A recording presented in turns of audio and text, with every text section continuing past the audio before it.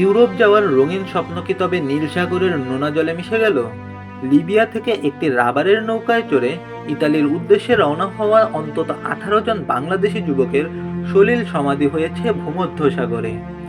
গ্রিসের ক্রিট দ্বীপের কাছ থেকে উদ্ধার হওয়া 26 জন জীবিত অভিবাসী শুনিয়েছেন সেই অভিশপ্ত 6 দিনের হাড়হিম করা গল্প।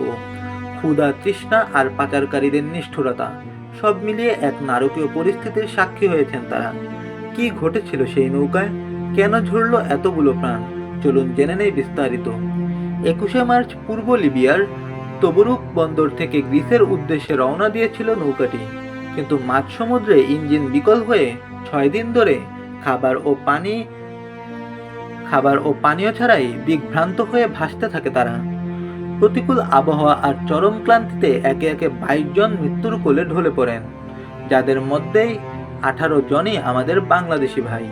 আরও মর্মান্তিক বিষয় হলো, পাচারকারীদের নির্দেশে মৃতদেহগুলো মাঝ সমুদ্রে ফেলে দেওয়া হয়। নিহতদের মধ্যে সুনামগঞ্জের দিরাই উপজেলার মুজিবুর রহমান, নুরুজ্জামান সর্দার ময়না এবং মোহাম্মদ সাহান, এই 3 জনের পরিচয় নিশ্চিত হওয়া গেছে। গ্রিক কোস্ট গার্ড ইতিমধ্যেই এই ঘটনায় জড়িত 2 দক্ষিণ সুদানি পাচারকারীকে গ্রেফতার করেছে। পরিসংখ্যান বলছে, এবছরের প্রথম 2 মাসেই ইউরোপে পৌঁছানোর চেষ্টায় মৃত্যুর সংখ্যা গত বছরের তুলনায় দ্বিগুণেরও বেশি বেড়েছে। জানুয়ারি-ফেব্রুয়ারি মাসেই ভূমধ্যসাগরে প্রাণ হারিয়েছেন 559 জন।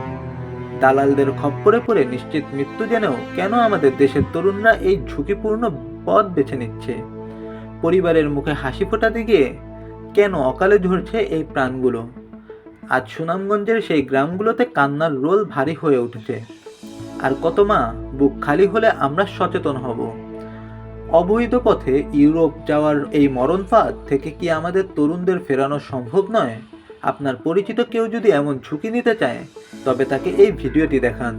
আপনার একটি শেয়ার হয়তো একটি জীবন বাঁচাতে পারে। নিহতদের আত্মার মাগফিরাত কামনা করছি।